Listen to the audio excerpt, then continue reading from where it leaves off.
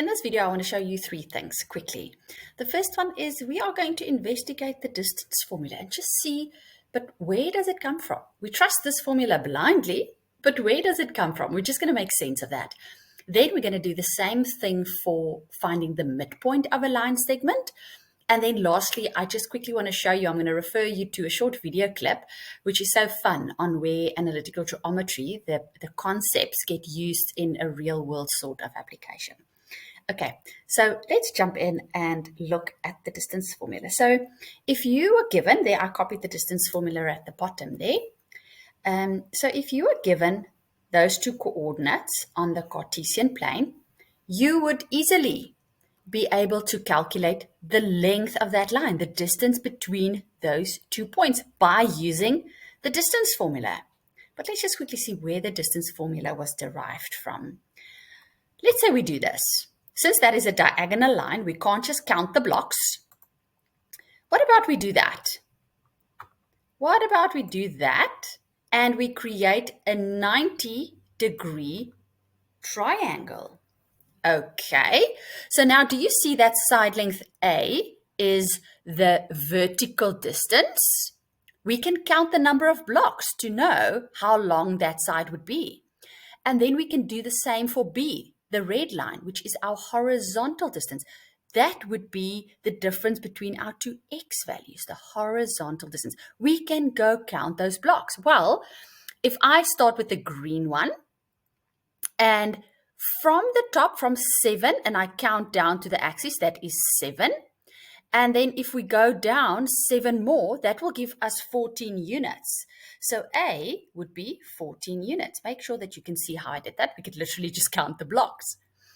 Then for my horizontal distance, I get that my B is equal to, well, from there to there is 7 units, and then from there to there is 10. So altogether, that must give me 17 units. I'm quickly going to write that in a different way. So how did we get to the 14?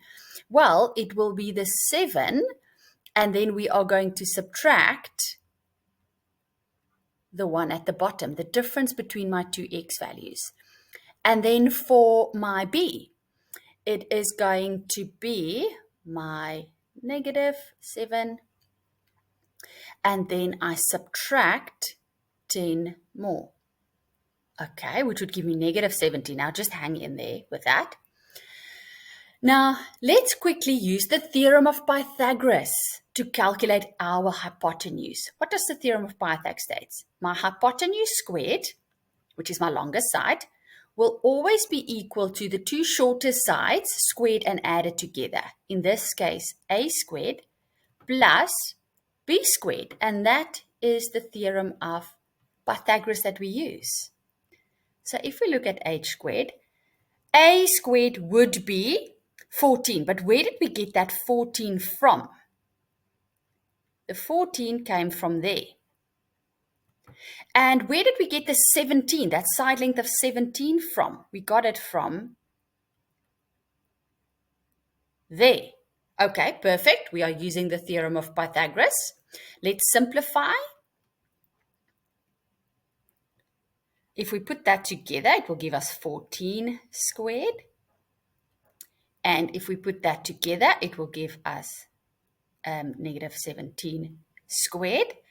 And then h squared would be equal to, I'm just quickly reaching for my calculator, 14 squared. That is equal to 196 plus that one squared would make it a positive, which would give us that. And if we put that together, that would give us 485. And now, to get my h, the side length, the hypotenuse, I'm just going to get the square root on both sides, which would give me that h is the square root of that. And that gives me, if I round that off, and I write that as a decimal, it would give me, well, I'm just going to leave it at 22. It's like 22,02, but I'm just going to round it off to that. So there is the length of the hypotenuse. But now I'm going to write down on this other side in a different color I am going to write when we use the distance formula, and we're going to see what's going on over there. So the distance between those 2 points would be subtracting the two x values from one another and subtracting the two y values from one another. Can you see what is happening over there? We are subtracting the two x values, we are subtracting the two y values, and we are squaring them. There it is. There it is. Perfect. And then we put all of that together, blah, blah, blah, blah, blah. And can you see that the only difference over there is that over here, our h is being squared, and there isn't a square root over the other side. But can you see over here, if we did this slightly different, I could have gotten the square root over there, then it would have been h, right? Then h would have been the square root of all of that. And then it literally looks like the distance formula. So the distance formula was derived just from using Pythag. So every single time, instead of using the distance formula, I guess you could draw in your 90-degree triangle and then use Pythag. But the distance formula is derived from that. We're basically using Pythag, and it might just be a little bit shorter. All right, so that is the idea behind the distance formula. Let's have a look at the midpoint.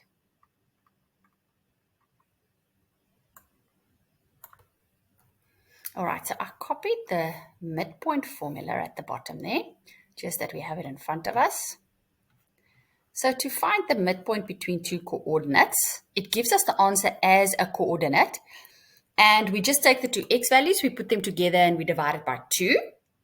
And then we do the same for the x values. Now let's quickly have a look at this. Let's just get maybe a longer line there. Yeah, that one is better. So we've got our coordinate A there.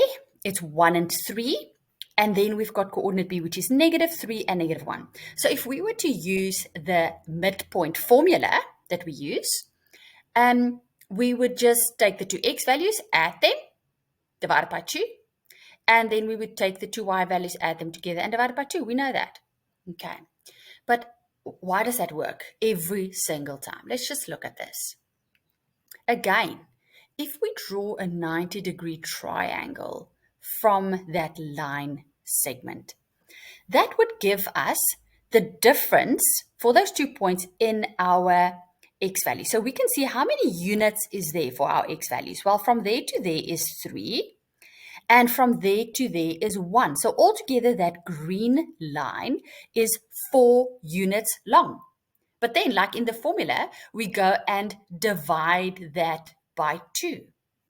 If we divide it by 2, it gives us what is exactly in the middle. And there it is. That red dot is exactly in the middle of the green line. There it is. Then we're going to do exactly the same for the blue line. Our vertical distance is, if we count that, 3 units plus 1 more unit, which is also 4 units. Then we take the 4 units and we divide it by 2. Then it gives us the middle of the blue line. And then we just get that coordinate on our line segment that represents the middle of our x values and the middle of our y values. And that is why it works. Let's put in our midpoint there. I hope I can remember the format that we're supposed to put it in. So there it would be by the point -1 and +1. We're saying that is our midpoint by using our visual there, and we got it. Nice. Let's look at one more. Okay, if we look at that one over there, well, just using the midpoint formula, perfectly fine. We would plug it into our formula and we got the midpoint. Let's see why that works and where that comes from. It's a shortcut for this. So if we get the distance, so the number of units between our two x values, from there to there is 2 units, and then 5 units. So the green line altogether is 7 units. But if we want the middle, we need to divide that 7 units by 2, and that will give us 3.5.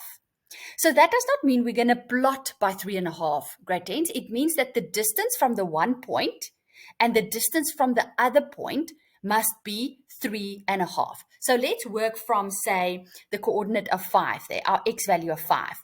If we subtract 3.5 from there, well, 5 minus 3 is 2, and subtract another half would be 1.5. So we plot it by 1.5. So 1.5 would be exactly in the middle of the green line.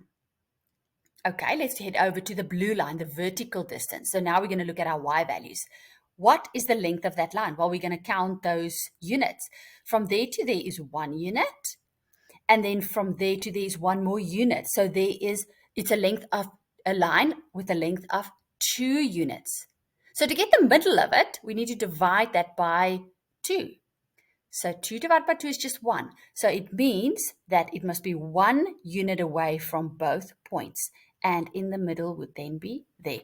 So then we get that x coordinate, we plot it, and we get that y coordinate, and we plot it, and that would give us the middle of that line. So there you go. That is where the idea of the midpoint came from. Now, lastly, I'm going to put a link in the description for you of this video so that you recognize it. It is quite an old video. I'm sure that there's also some newer tech that came out recently. But this is so cool of how they show how the principles of analytical geometry is used when Pixar creates their characters for their movies. It is really interesting. I really enjoyed it, and I hope you will too.